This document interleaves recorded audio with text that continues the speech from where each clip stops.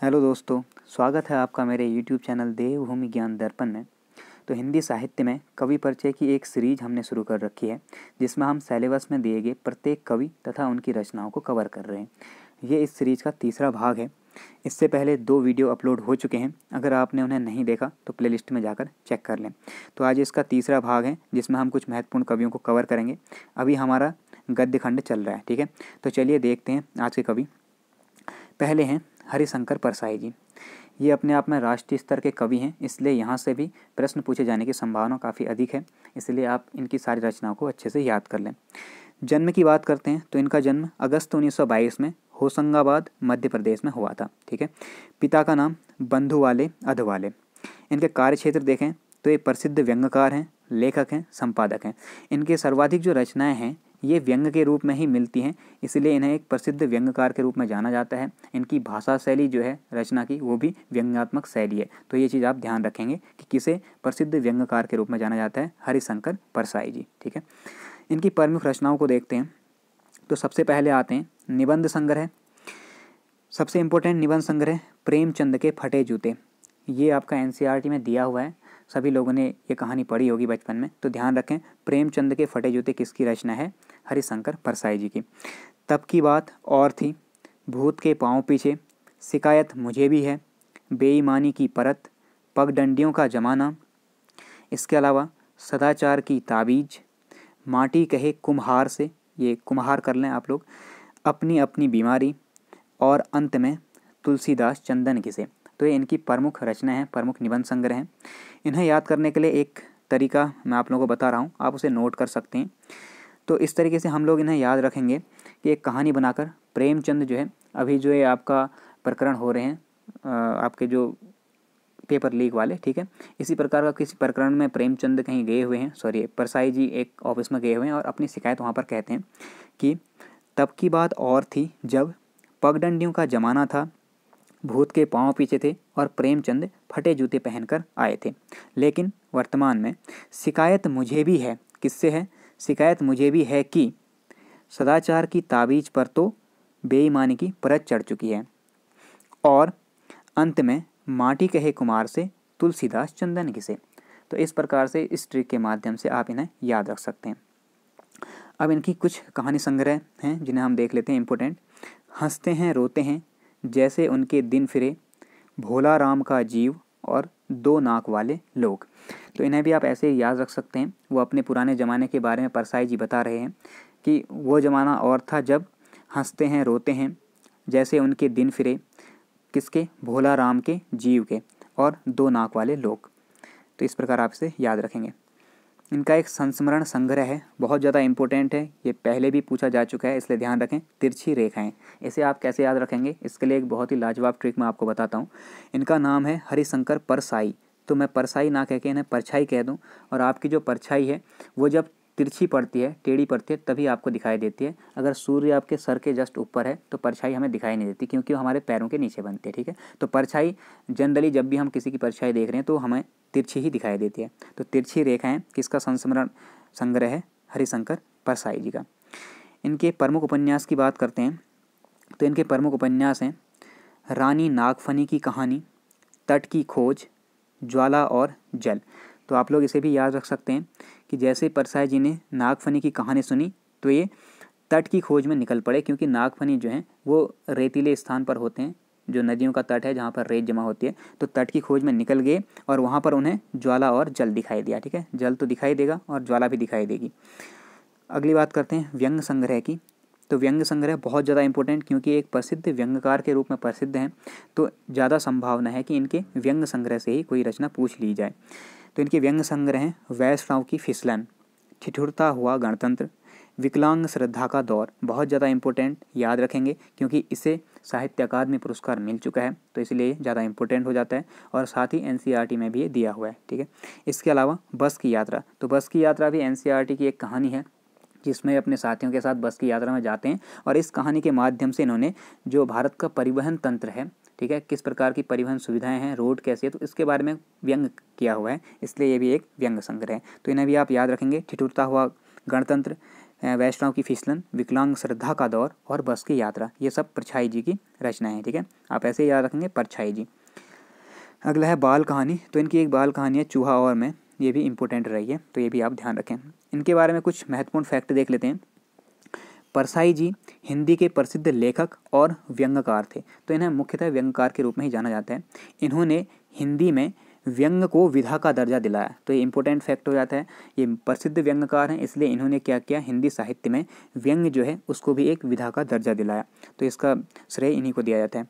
परसाई जी ने जबलपुर से वसुधा नामक पत्रिका का संपादन किया और साथ ही साथ देशबंधु नामक अखबार में पाठकों के प्रश्नों का ये उत्तर दिया करते थे। ठीक है, इसलिए ये भी आपका इंपॉर्टेंट हो जाता है, ध्यान रखेंगे। वसुधा और देशबंधु इनके पत्र थे। हरिशंकर परसाई जी कार्ल मार्क्स के व्यक्तित्व से अत्यधिक प्रभावित थे। वो काफ़ी फॉलो करते थे कार्ल मार्क्स को, ये भी आप ध्यान रखें। परसाई जी की जो पहली रचना है ये थी स्वर्ग से नरक जहाँ तक। ये बहुत इंपॉर्टेंट है, पूछी जा चुकी है। और 1948 ईस्वी में प्रहरी नामक पत्रिका में इसका प्रकाशन किया गया था। तो ध्यान रखें, परसाई जी की पहली जो रचना थी ये थी स्वर्ग से नरक जहाँ तक। इसमें भी इनने व्यंग्य किया हुआ है। ठीक है, जो समाज है आधुनिक भारतीय समाज, इस पर व्यंग्य किया हुआ है, तो ये भी आप ध्यान रखेंगे। इनकी एक अन्य रचना मिलती है जो है टॉर्च बेचने वाला। ये काफ़ी इम्पोर्टेंट है क्योंकि इसमें टॉर्च प्रतीक के रूप में आस्थाओं के बाजारीकरण और धार्मिक पाखंड पर प्रहार किया गया है। तो परसाई जी की जो रचना है टॉर्च बेचने वाला, इसके माध्यम से टॉर्च को एक प्रतीक रूप में दिखाया गया है जो आपका पाखंड और आस्थाओं का जो बाजारीकरण है इस पर प्रहार करता है। ठीक है, तो ये चीज़ आप ध्यान में रखेंगे। अगली बात कर लेते हैं। परसाई जी की भाषा में व्यंग्य की प्रधानता मिलती है। जैसा कि मैंने आपको बताया ये मुख्य व्यंग्यकार हैं और व्यंग्य को विधा का दर्जा दिलाने के लिए इन्हें श्रेय दिया जाता है, इन्हें जाना जाता है। तो परसाई जी की भाषा में व्यंग्य की प्रधानता देखने को मिलती है। ठीक है, 1982 ईस्वी में इन्हें विकलांग श्रद्धा का दौर रचना के लिए साहित्य अकादमी पुरस्कार से सम्मानित किया जा चुका है। ये हम पहले बता चुके हैं, तो आप लोग इसे ध्यान रखेंगे, मोस्ट इंपॉर्टेंट है, पहले पूछा भी जा चुका है और एनसीईआरटी में भी दिया हुआ है, इसलिए इंपॉर्टेंट हो जाता है। तो 1982 में जब महादेवी वर्मा को मिला था उसी साल इन्हें क्या दिया गया, साहित्य अकादमी, और वर्मा जी को क्या दिया था, ज्ञानपीठ पुरस्कार। ठीक है, तो विकलांग श्रद्धा का दौर ये ध्यान में रखेंगे, परछाई जी की है। 1995 में इसके बाद इनकी डेथ हो गई थी। ठीक है, अब हम देख लेते हैं अगले कवि। ये भी काफ़ी इंपॉर्टेंट हैं, ये भी राष्ट्रीय स्तर के हैं। तो ये हैं राहुल सांकृत्यायन, काफ़ी प्रसिद्ध हैं और इनके बारे में बहुत ज़्यादा क्वेश्चन पूछे जाते हैं, बहुत से एग्जाम्स में पूछे जा चुके हैं पहले भी। तो देख लेते हैं। जन्म की बात करें तो इनका जन्म 9 अप्रैल 1893 ईस्वी को आजमगढ़ उत्तर प्रदेश में हुआ था। ठीक है, पिता का नाम है गोवर्धन पांडे और माता कुलवंती देवी। इनके कार्य क्षेत्र की बात करें तो एक कवि और लेखक होने के साथ साथ इतिहासकार भी रहे हैं। इनने काफ़ी रचनाएं की हुई हैं। ठीक है, इनके साथ साथ साहित्यकार भी हैं। इनकी आत्मकथा की बात करते हैं तो इन्होंने अपनी आत्मकथा लिखी है मेरी जीवन यात्रा। और आपको बता दें कि जो राहुल सांकृत्यायन है ये सबसे ज़्यादा जो प्रसिद्धि इनने पाई वो अपने यात्रा संस्मरण के कारण ही पाई थी। इनने बहुत सारी यात्राएं की हुई हैं। ये घुमक्कड़ प्रवृत्ति के थे, इसलिए इनका एक उपनाम घुमक्कड़ कवि भी मिलता है। ठीक है, तो ये ध्यान में रखेंगे। प्रमुख रचनाएं देखते हैं। अगर उपन्यास की बात करें तो इनके उपन्यास हैं मधुर स्वप्न, ये स्वप्न कर लें आप लोग। ठीक है, मधुर स्वप्न, शैतान की आँख, जय योधेय, 22वीं सदी, जीने के लिए, दिमागी गुलामी, इसके अलावा सिंह सेनापति, विस्मृत यात्री, दियोदास, दर्शन दिग्दर्शन, किन्नरों के देश में, राजस्थान निवास और भागो नहीं दुनिया को बदलो। तो इसके लिए भी आप लोग ट्रिक बना सकते हैं। अगर आपको ट्रिक नहीं बनेगी इसकी तो आप मुझे कमेंट कर सकते हैं, मैं इसके लिए कोई ट्रिक प्रोवाइड करने की कोशिश करूँगा। वैसे आप लोग ऐसे देख सकते हैं, इसमें इनने बताया हुआ है कि जो आपका 22वीं सदी है, 22वीं सदी में जीने के लिए दिमागी गुलामी को ख़त्म करो। ठीक है, मधुर स्वप्न देखो, शैतान की आँख से बाहर निकलो। किससे कह रहे हैं, सिंह सेनापति से कह रहे हैं राहुल जी, क्योंकि राहुल जी खुद घूमने में यकीन रखते हैं, विश्व भ्रमण में यकीन रखते हैं। तो ये कह रहे हैं कि बाहर निकलो, एक विस्मृत यात्री बनो और दर्शन दिग्दर्शन करो। ठीक है, अलग अलग देशों में जाओ, तब जाके आपको पता चलेगा कि किस प्रकार की दुनिया है, इसीलिए भागो नहीं दुनिया को बदलो। तो इस प्रकार के ट्रिक से आप लोग इसे याद रख सकते हैं। इनकी कहानियाँ देखते हैं। सतमी के बच्चे, वोल्गा से गंगा, बहुरंगी मधुपरी और कनैला की कथा। ये कहते हैं कि कनैला के बच्चे कनैला के 7 बच्चे वोल्गा से गंगा तक बहुरंगी रूप में बिखरे हुए हैं। ठीक है, तो इस तरीके से आप लोग याद रख सकते हैं। राहुल जी कहते हैं कि कनैला के 7 बच्चे वोल्गा से गंगा तक बहुरंगी रूप में बिखरे हुए हैं। तो इस प्रकार आप याद रख सकते हैं। जीवनियाँ देखते हैं इनकी। इनने बहुत सारे लेखकों की, बहुत सारे व्यक्तियों की जीवनियाँ लिखी हुई हैं। इनमें एक है अतीत से वर्तमान तक, ये भी ध्यान रखेंगे आप, अतीत से वर्तमान तक यहाँ पर जोड़ लें। ठीक है, नए भारत के नए नेता, बचपन की स्मृतियाँ, जिनका मैं कृतज्ञ, बहुत इंपॉर्टेंट है, पूछी जा चुकी है। सिंहल के वीर पुरुष, मेरे असहयोग के साथी, इंपॉर्टेंट है, ध्यान रखना। ठीक है, इसके अलावा घुमक्कड़ स्वामी, तो घुमक्कड़ स्वामी भी इनकी एक जीवनी है जो कि इनने लिखी हुई है। इसके अलावा अन्य जो व्यक्ति हैं जिनकी जीवनी लिखी है, महामानव बुद्ध और कुछ अंग्रेज जैसे कार्ल मार्क्स, लेनिन, स्टालिन, माओ त्से-तुंग। ठीक है, इसके अलावा कप्तान लाल, वीर चंद्र सिंह गढ़वाली और सरदार पृथ्वी सिंह, तो इनकी जीवनियाँ इनने लिखी हुई हैं। ये बहुत ज़्यादा इंपॉर्टेंट है। अब यहाँ पे ध्यान दें कि जो हरिशंकर परसाई जी थे ये कार्ल मार्क्स के व्यक्तित्व से काफ़ी प्रभावित थे, लेकिन इनकी जीवनी राहुल सांकृत्यायन जी ने लिखी हुई है। ये चीज़ आप ध्यान रखें, कन्फ्यूज़ ना हो। ठीक है, अब इनके यात्रा संग्रह देख लेते हैं। जैसा कि मैंने बताया, यात्रा संग्रह के लिए ही ये सर्वाधिक जाने जाते हैं और इन्हें घुमक्कड़ कवि भी कहा जाता है। और साथ ही इन्होंने खुद के जो यात्रा जितनी भी यात्राएं की थी उनका एक संस्मरण बनाया, जिसे घुमक्कड़ शास्त्र का नाम दिया इनने। ठीक है, तो इनकी जो यात्रा संग्रह हैं, विश्व की रूपरेखा, ठीक है, विश्व भ्रमण किया तो विश्व की रूपरेखा नाम से इनने यात्रा संग्रह लिखा है। इसके अलावा ल्हासा की ओर, किन्नौर देश की ओर, ठीक है, ये भी ध्यान में रखेंगे आप लोग। मेरी तिब्बत यात्रा और तिब्बत में 1.25 वर्ष, मैंने कोशिश की है कि जो सेम नाम वाले हैं उन्हें एक साथ रखा है ताकि याद करने में ईजी हो जाए। इसके अलावा मेरी लद्दाख यात्रा, ये भी इम्पोर्टेंट है। यात्रा के पन्ने, रूस में 25 मास, चीन में क्या देखा, लंका, जापान और अन्य रचना है ईरान और हिमालय परिचय। ठीक है, कुमाऊं गढ़वाल। तो ये इनके प्रमुख यात्रा संग्रह हैं जिनमें इनने अपनी यात्राओं के बारे में, जिस देश की या जिस जगह की इनने यात्रा की उसके बारे में लिखा हुआ है। तो आप लोग ऐसे याद रख सकते हैं, जैसे इनमें आपका किन्नौर देश की ओर, ल्हासा की ओर, ये तो हम कक्षा 3-4 में पढ़ चुके हैं ये कहानियाँ पहले ही। ठीक है, ये तो हमें पता होनी चाहिए, राहुल सांकृत्यायन के। इसके अलावा आप ध्यान रखेंगे जो भी यात्रा वाले हैं वो लगभग राहुल सांकृत्यायन के ही हैं। कुछ ही होंगे जो अन्य कवियों के हैं, उन्हें हम अलग से कवर करेंगे। तो आप लोग इनको ऐसे करके याद रख सकते हैं कि यात्रा वाले हैं तो राहुल सांकृत्यायन के होंगे। ठीक है, जैसे विश्व की रूपरेखा है, या फिर आपका मेरी तिब्बत यात्रा, तिब्बत में 1.25 वर्ष, मेरी लद्दाख यात्रा, यात्रा के पन्ने, तो इस तरीके से याद रखें। अब इनके कुछ इंपॉर्टेंट फैक्ट देख लेते हैं इनसे संबंधित, जो कि एग्जाम की दृष्टि से महत्वपूर्ण हो सकते हैं। राहुल सांकृत्यायन के बचपन का नाम, कई बार ये एग्जाम में पूछा जा चुका है, बहुत से कवियों का मूल नाम या बचपन का नाम इस तरीके से, और राहुल सांकृत्यायन जी का भी यूके SSS में पूछा जा चुका है। तो ध्यान रखें, इनके बचपन का नाम था केदारनाथ पांडे। राहुल सांकृत्यायन को महापंडित की उपाधि दी गई। अब ये चीज़ ध्यान रखें कि केदारनाथ पांडे इनका बचपन का नाम था, तो राहुल सांकृत्यायन नाम कैसे पड़ा? तो हुआ यूँ कि 1930 ईस्वी में इन्होंने श्रीलंका की यात्रा की और वहाँ जाकर ये बौद्ध धर्म से इतना ज़्यादा प्रभावित हुए कि इन्होंने बौद्ध धर्म अपना लिया, और तभी से इनका नाम राहुल सांकृत्यायन पड़ गया। ठीक है, इससे पहले इन्हें केदारनाथ पांडे के नाम से ही जाना जाता था। तो ये चीज़ भी आप लोग ध्यान में रखेंगे। कब की थी श्रीलंका की यात्रा? 1930 में। तो क्वेश्चन पूछा जा सकता है कि राहुल सांकृत्यायन जी ने बौद्ध धर्म कब अपनाया था? तो 1930 ईस्वी में। राहुल सांकृत्यायन को रामोदर स्वामी के नाम से भी जाना जाता है, ये भी पूछा जा चुका है पहले एग्जाम में, तो वहीं से डायरेक्ट फैक्ट यहाँ उठा के रखा गया, ध्यान रखेंगे। इन्होंने आदिकाल को सिद्ध सामंत काल की संज्ञा दी। जो हिंदी का आदिकाल है जिसके बारे में हम लोग पढ़ चुके हैं, उसे इन्होंने सिद्ध सामंत काल कहा था। राहुल जी ने स्वामी सहजानंद सरस्वती द्वारा प्रकाशित हुंकार नामक पत्र का संपादन कार्य भी कुछ समय तक किया था। तो ये भी ध्यान रखें कि कौन सी पत्रिका संपादित की थी इनने? हुंकार। ठीक है, 1950 में राहुल ने नैनीताल में आवास किया था, यानी कि नैनीताल आए और यहाँ पर अपना इनने स्थायी घर बना लिया था। ठीक है, 1950 ईस्वी में। अगला पॉइंट देखते हैं, इंपॉर्टेंट बहुत ज़्यादा। ठीक है, राहुल सांकृत्यायन घुमक्कड़ी स्वभाव के थे, जैसा कि हम बात कर चुके हैं। ये घूमना फिरना यानी कि भ्रमण करना काफ़ी पसंद करते थे, इसलिए कह सकते हैं कि घुमक्कड़ी स्वभाव के थे, इसीलिए इन्हें घुमक्कड़ कवि के उपनाम से भी जाना जाता है। मोस्ट इंपॉर्टेंट है, पहले भी पूछा जा चुका है एग्जाम में, घुमक्कड़ कवि के रूप में किसे जाना जाता है? राहुल सांकृत्यायन को, याद रखेंगे।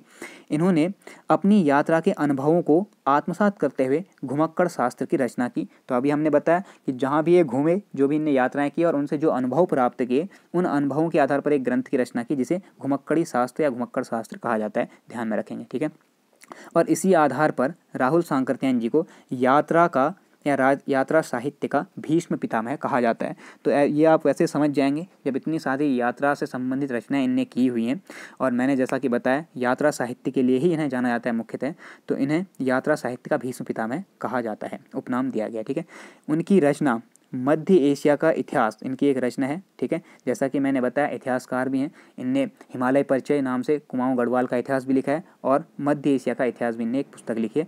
तो मध्य एशिया का इतिहास के लिए इन्हें 1958 में साहित्य अकादमी पुरस्कार से सम्मानित किया गया था। ये रचना यूके SSC के द्वारा प्रीवियस एग्जाम में पूछी जा चुकी है, इसलिए इंपॉर्टेंट हो जाती है। मध्य एशिया का इतिहास किसने लिखे? राहुल सांकृत्यायन ने।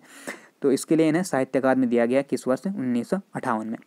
पद्म विभूषण दिया गया 1963 ईस्वी में। ठीक है, तो ये चीज़ भी आप ध्यान रखेंगे। और इसके बाद 1963 ईस्वी में ही दार्जिलिंग में घुमक्कड़ी करने में ही इनकी मृत्यु हो गई थी। तो ये चीज़ भी आप ध्यान में रखेंगे। अगला इंपॉर्टेंट फैक्ट है कि राहुल का संघर्ष नामक पुस्तक है जिसके लेखक हैं श्रीनिवास शर्मा। तो श्रीनिवास शर्मा जी के द्वारा इनके बारे में एक पुस्तक लिखी गई है, राहुल का संघर्ष। और इसी प्रकार साहित्यकार प्रभाकर मावचे ने राहुल जी की जीवनी लिखी है। ठीक है, तो यहाँ से भी क्वेश्चन बन चुके हैं, इसलिए आप ध्यान में रखेंगे। नेक्स्ट कवि देखते हैं गौरापंत, जिनका उपनाम है शिवानी। तो शिवानी उपनाम से किसे जाना जाता है? गौरापंत को। पहला क्वेश्चन इंपॉर्टेंट यही बन जाता है और पहले भी एग्जाम में कई बार बन चुका है, तो आप ध्यान में रखेंगे। शिवानी उपनाम से गौरापंत को जाना जाता है। गौरापंत के जन्म की बात करें तो इनका जन्म 17 अक्टूबर 1923 ईस्वी को राजकोट गुजरात में हुआ था, लेकिन ये मूल रूप से अल्मोड़ा की ही निवासी हैं। ठीक है, अल्मोड़ा की निवासी थी, इसलिए इसको ध्यान में रखेंगे आप लोग कि गौरापंत शिवानी जो हैं ये अल्मोड़ा की ही निवासी हैं। ठीक है, इनके पिता अश्विनी कुमार पांडे और इनका जो कार्य क्षेत्र है ये लेखिका हैं, उपन्यासकार हैं और इन्होंने भी कुछ यात्रा वृत्तांत लिखे हुए हैं। प्रमुख रचनाओं की बात करते हैं। सबसे पहले देखते हैं इनके प्रमुख उपन्यास। काफ़ी प्रसिद्ध इनके उपन्यास रहे और इनके उपन्यासों की एक खासियत है कि इनके उपन्यास नारी प्रधान है। ठीक है, यानी कि जो इनके उपन्यास हैं इनमें अधिकांश नारियों के बारे में ही लिखा गया और इनके नाम भी कुछ ऐसे ही हैं, तो आसानी से आप लोग याद रख सकते हैं। शिवानी जो हैं ये नारी प्रधान है। ठीक है, नारी प्रधान उपन्यास इनने लिखे हुए हैं। तो इनके उपन्यासों को देख लेते हैं एक बार, कौन कौन से हैं।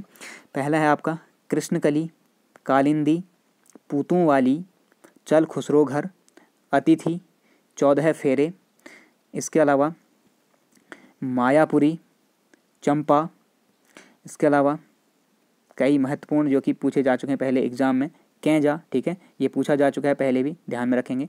गेंदा, विषकन्या, भैरवी, स्वयं सिद्धा, शमशान, गहरी नींद और रति विलाप तथा आकाश। ठीक है, तो ये इनकी रचनाएं। इनमें आप देखेंगे अधिकांश जो रचनाएं हैं ये रचनाएं किसी न किसी महिला के नाम पर की गई हैं, इसलिए हम कह सकते हैं कि नारी प्रधान है और आसानी से आप याद रख सकते हैं।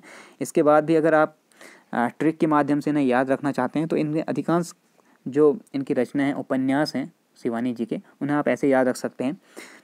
कृष्णकली, कालिंदी, गौरा। ठीक है, कृष्णकली, कालिंदी, गौरा, बीच में आप गौरा शब्द डालेंगे जिससे पता चलेगा कि गौरा की रचना है। कृष्णकली, कालिंदी, गौरा, पूतों वाली, चल खुसरो घर। तो पूतों वाली, चल खुसरो घर क्यों? अतिथि आए हैं 14 फेरे लेकर, और कौन है वो अतिथि? वो हैं मायापुरी की चंपा कैंजा। कौन है? मायापुरी की चंपा कैंजा गेंदा का फूल लेकर आई है। ठीक है, ये जो चंपा कैंदा है ये एक विषकन्या है जो कि जिसका नाम भैरवी है। उस विषकन्या भैरवी जो कि स्वयं सिद्धा है और शमशान में बैठकर गहरी नींद में आकाश की ओर देखते हुए रति विलाप करती है, उसकी दोस्त है। तो इस प्रकार से आप इसे लिख लेंगे, एक कहानी की तरह आप याद कर लेंगे। ठीक है, आप ध्यान रखें कविता की तरह, कृष्णकली, कालिंदी, गौरा, पूतों वाली, चल खुसरो घर। तो इस तरीके से आप लोग इसे याद रखें। इनके संस्मरण ग्रंथ की रचना की बात करें तो जो संस्मरण है इनमें स्मृति कलश, वातायन, जालक और अमोदर शांति निकेतन, इनमें से वातायन पूछा जा चुका है पहले, तो ये चीज़ ध्यान में रखेंगे आप लोग कि ये वातायन आपके लिए इंपॉर्टेंट हो जाता है। ठीक है, यूके SSC में ही पूछे गए हैं तो काफ़ी इंपॉर्टेंट हैं, दोबारा पूछे जाने की संभावना इनकी रहती है। कहानी संग्रह की बात करते हैं तो इनके जो प्रमुख कहानी संग्रह हैं, शिवानी की श्रेष्ठ कहानियाँ, शिवानी की मशहूर कहानियाँ, इसके अलावा जो पूछी जाती हैं और पहले पूछी जा चुकी हैं, झरोखा, मृणमाला की हंसी और अपराधिनी। ठीक है, इनमें से मृणमाला की हंसी आपका पहले एग्जाम में बन चुका है, तो ध्यान रखेंगे मृणमाला की हंसी। यहाँ पे भी जो हंस है उसका फीमेल रूप ही दिया हुआ है, तो ये भी किसकी होगी? शिवानी की होगी। अपराधिनी, यहाँ पर अपराध के लिए फीमेल को यहाँ पे दोषी बताया गया है, यानी कि अपराधिनी लिखा गया है, तो आप लोग जान सकते हैं कि ये शिवानी की ही रचना होती होगी। ठीक है, इसके अलावा पुष्पहार, लाल हवेली, सोने दो और रथ्या कथ रथ्या कथ या फिर रथ्या कथा, तो ये भी इनकी एक रचना है, ठीक है, रथ्या कथा, ये पूछी जा चुकी है पहले, ध्यान में रखेंगे। इनके कुछ धारावाहिक हैं जिन्हें देख लेते हैं।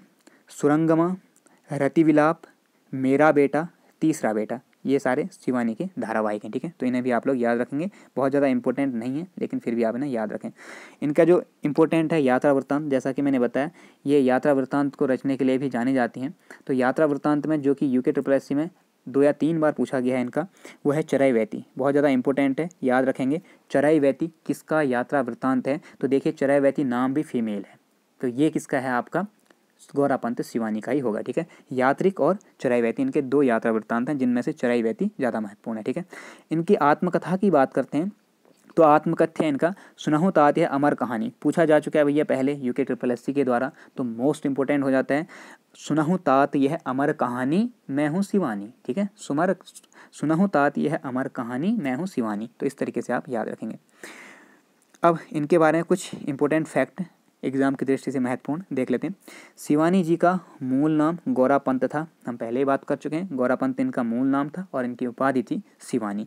इनकी पहली रचना अल्मोड़ा से निकलने वाली नटखट नामक बाल पत्रिका में प्रकाशित हुई थी, काफ़ी कम उम्र में, ठीक है, उतनी ज़्यादा प्रसिद्ध है नहीं। शिवानी की जो रचना जिससे फेमस हुई, काफ़ी प्रसिद्धि मिली इन्हें, तो पहली रचना थी मैं मुर्गा हूँ, ठीक है, और ये 1951 ईस्वी में धर्मयुग नामक पत्रिका में प्रकाशित हुई थी। तो मैं मुर्गा हूँ किसकी कहानी है, शिवानी जी की कहानी है। ये शिवानी की ऐसी कहानी है जिसमें मुर्गे की बात की गई, मुर्गी की नहीं, ठीक है। तो मुर्गा हूँ किसकी कहानी है, शिवानी की, ध्यान में रखेंगे। शिवानी जी मुख्यतः उपन्यासकार रही, ठीक। आगे देखते हैं। कृष्णकली हमने देखा था, कृष्णकली कालिंदी गौरा पूतों वाली चल खुसरो घर, तो कृष्णकली इनका प्रसिद्ध उपन्यास है जिनके कारण इन्हें काफ़ी प्रसिद्धि मिली थी। शिवानी जी की अधिकांश कहानियाँ और उपन्यास नारी प्रधान रहे, ऐसा हमने पहले देख लिया, नारी प्रधान है, और इनकी अधिकांश जो रचना है उनके नाम नारी के नाम पर ही आधारित हैं, तो ये चीज़ आप ध्यान में रखेंगे, शिवानी नारी वाली रचना करती, ठीक है। शिवानी जी की भाषा शैली महादेवी वर्मा के समतुल्य मानी जाती है, इंपॉर्टेंट है। इन्हें मिले कुछ पुरस्कारों की बात कर लेते हैं। तो वर्ष 1981 में इन्हें पद्मश्री से सम्मानित किया गया है। इसके अलावा 1979 में भारतेंदु हरिश्चंद्र सम्मान और 1997 में हिंदी सेवानिधि राष्ट्रीय पुरस्कार, ठीक है, एक मिला है 79 में तो दूसरा मिला है 97 में, तो ये ध्यान रखेंगे। और 1981 में कहीं पर 81 दिया हुआ है, कहीं पर 82 लिखा हुआ है, ये चीज़ आप लोग ध्यान दें। तो वर्ष 1981 या 82 में इन्हें पद्मश्री से सम्मानित किया जा चुका है। और 21 मार्च 2003 को दिल्ली में इनका निधन हो गया, ठीक है। तो ये थी आपकी गौरापंत शिवानी जी। तो इसमें हमने फिर से 3 कवियों को कवर किया जो कि काफ़ी महत्वपूर्ण हैं, ठीक है। अब इसके बाद गद्य खंड में आपके 2 कवि और बचे हुए हैं, उनके लिए भी जल्द ही वीडियो आएगी। तो आपको कैसा लगा ये वीडियो कमेंट करके ज़रूर बताएं। वीडियो पसंद आते हैं तो ज़्यादा से ज़्यादा अपने फ्रेंड तक इन्हें शेयर करें, चैनल को सब्सक्राइब करें, लाइक करें, ठीक है। और हम प्रयास करेंगे कि जल्द से जल्दी आपका एक कवि परिचय वाला भाग जो कि बहुत ज़्यादा इंपॉर्टेंट है UKPSC एग्ज़ाम की दृष्टि से, इसे हम कवर कर जाएंगे, ठीक है। तो आज की वीडियो में इतना ही, मिलते हैं नेक्स्ट सेशन में एक बेहतरीन वीडियो के साथ। Thank you.